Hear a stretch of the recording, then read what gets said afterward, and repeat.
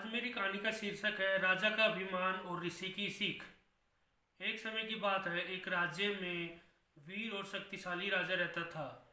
वह बहादुर तो था, लेकिन धीरे धीरे उसको अपनी शक्ति पे घमंड होने लगा था। उसे लगता था कि उसकी शक्ति, धन और सेना के सामने कुछ भी नहीं है। एक दिन राजा शिकार पर निकला। जंगल में उसकी मुलाकात एक बुद्ध ऋषि से हुई, जो ध्यान में बैठे थे।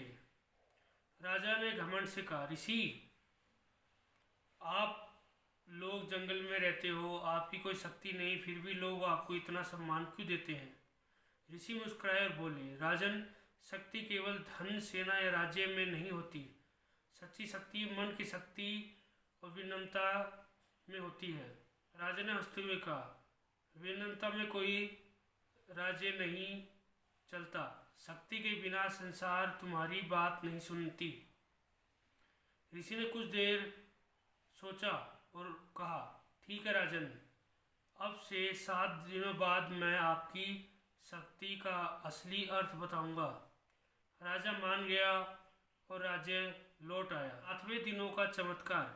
7 दिनों बाद ऋषि राजमहल पहुँचे। उन्होंने राजा से कहा, राजन, क्या आप एक छोटा सा पात्र उठा सकते हैं?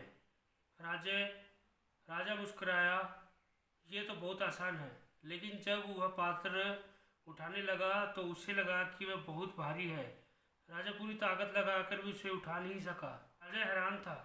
ऋषिवर, वह छोटा सा पात्र इतना भारी कैसे हो सकता है? ऋषि बोले, राजन, यह पात्र आपके अहंकार का प्रतीक है। जैसे जैसे अहंकार बढ़ता है, इंसान कमज़ोर होता जाता है। अगर आप अपने मन का घमंड छोड़ दें तो यह पात्र हल्का हो जाएगा।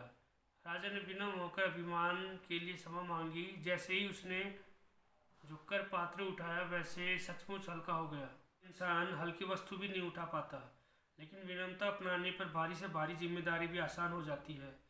सच्ची शक्ति धन या सेना में नहीं, बल्कि विनम्रता, धैर्य और आत्मसंयम में होती है।